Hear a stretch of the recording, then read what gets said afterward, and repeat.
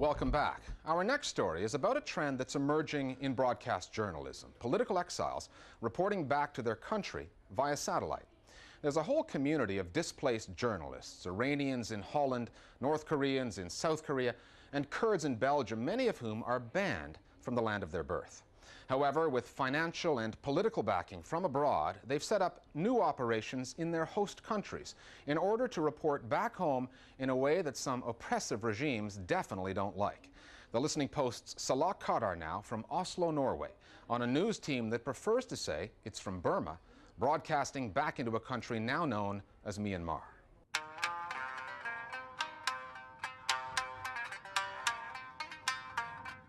You take your life into your hands working as a Myanmar journalist reporting along the Thai-Myanmar border. Since the military junta seized power in 1962, Myanmar has become famous for its lack of civil liberties.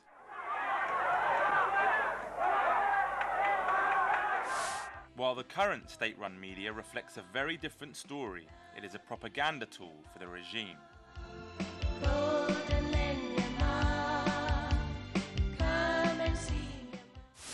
After journalists like this man, who for safety reasons remains anonymous, has captured his story, he then has to smuggle himself and his recordings across the border into neighbouring Thailand. Even inside Thailand, Myanmar journalists are far from safe, and that's why media operations, however small, are often hidden deep inside the Thai jungle.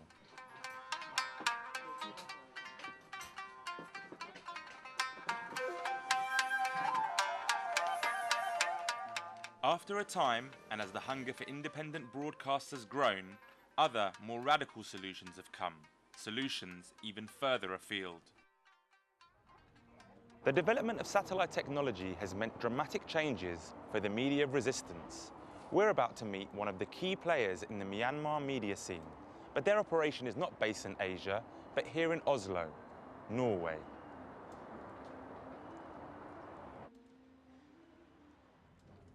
The countries in the region, means ASEAN countries or India or China, they will never ever allow independent Burmese media to be based on their soil.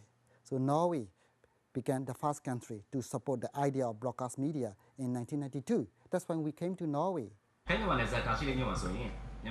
Beginning as a radio station, the Democratic Voice of Burma, or DVB, has successfully broadcast into Myanmar for 15 years. They are now going out live and daily. It's only a small operation with 11 staff in Norway, but that hasn't stopped the Myanmar authorities from taking notice. They've apparently tried everything from jamming the radio station to cutting the power to get it off the air. Nearly 20 million Burmese in the country are relying on our service to get independent news and information. So we realized, we have a very important role to play in this movement. Although its expansion is entirely reliant on sponsors, some resourceful retraining has enabled DVB to put together a weekly 2-hour TV broadcast. Today's lead story, although unreported by state-run media, DVB says is one of major importance to every citizen. It concerns the shocking overnight rise of fuel prices. Here is the report from our reporter.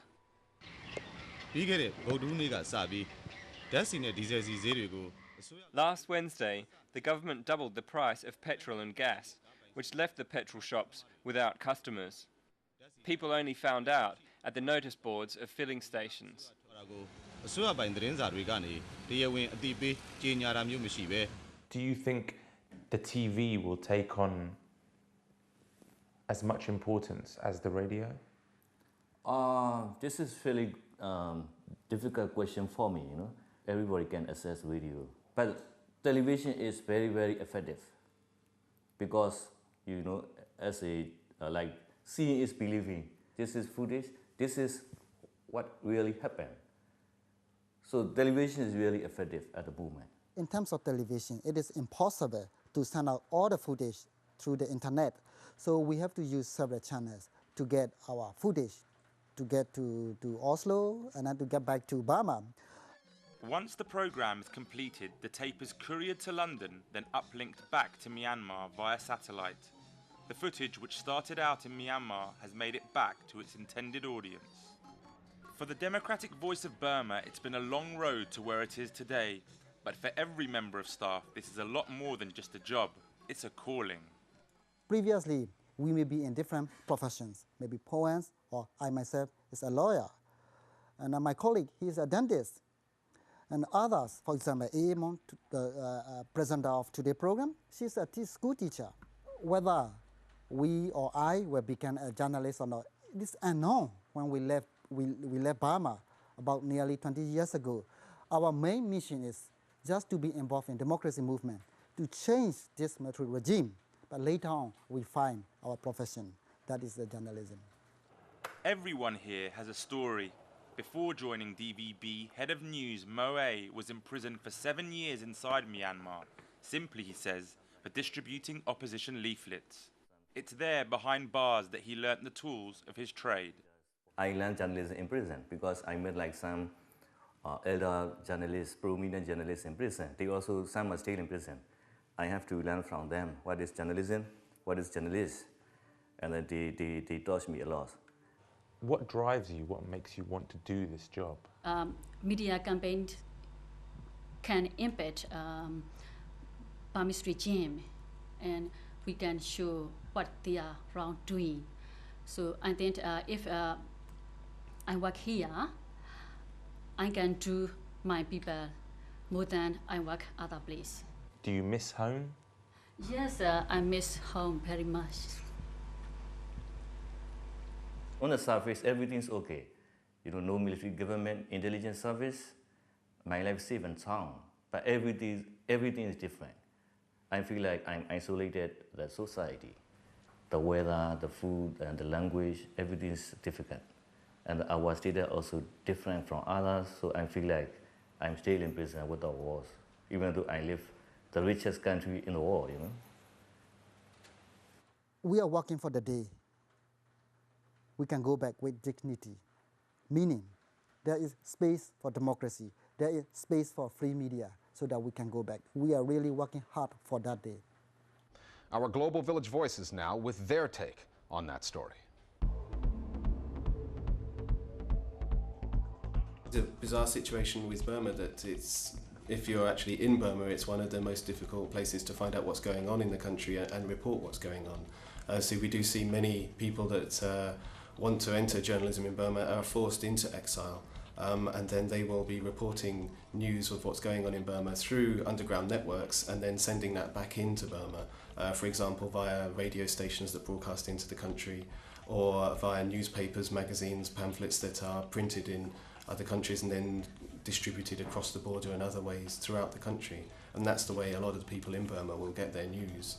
The underground network is very important to get the news throughout the country, because this is the only way that Burmese people inside Burma will know what is going on in other parts of the country.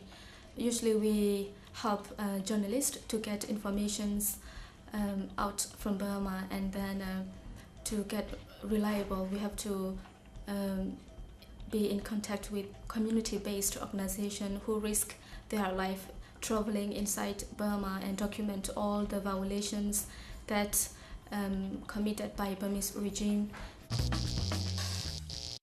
Before we leave the Myanmar story, here's another little sample of what's on state-run television there.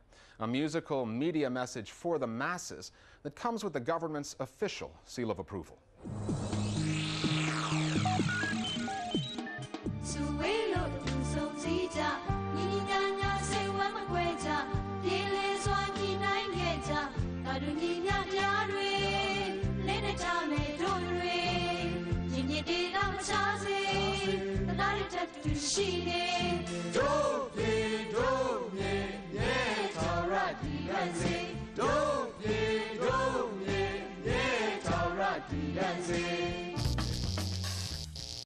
Finally, world markets from Tokyo to New York have been shaken recently over what analysts are calling a credit crunch. That news has been on the front pages instead of the financial ones, and the pressure seems to have gotten to one American financial analyst.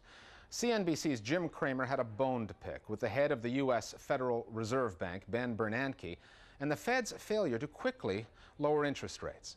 His rant is our internet video of the week. We'll see you next time at The Listening Post. This is about Bernanke. He has to be on that call. Forget the investors. The investors are going to do, if Bernanke listens, Bernanke needs to open the discount window. That's how bad things are out there. Bernanke needs to focus on this. Alan Greenspan told everyone to take a teaser rate and then raise the rate 17 times. And Bernanke is being an academic. It is no time to be an academic. It is time to get on the Bear Stearns call. Listen, open the darn Fed window. He has no idea how bad it is out there. He has no idea. He has no idea. Kramer. I have talked to the heads of almost every single one of these firms in the last 72 hours, and he has no idea what it's like out there. None! And Bill Poole has no idea what it's like out there. My people have been in this game for 25 years, and they are losing their jobs, and these firms are going to go out of business, and he's nuts! They're nuts! They know nothing! Kramer. I have not seen it like this since I went 5 bid for 500,000 shares of Citigroup when I got hit in 1990. This is a different kind of market, and the Fed is asleep.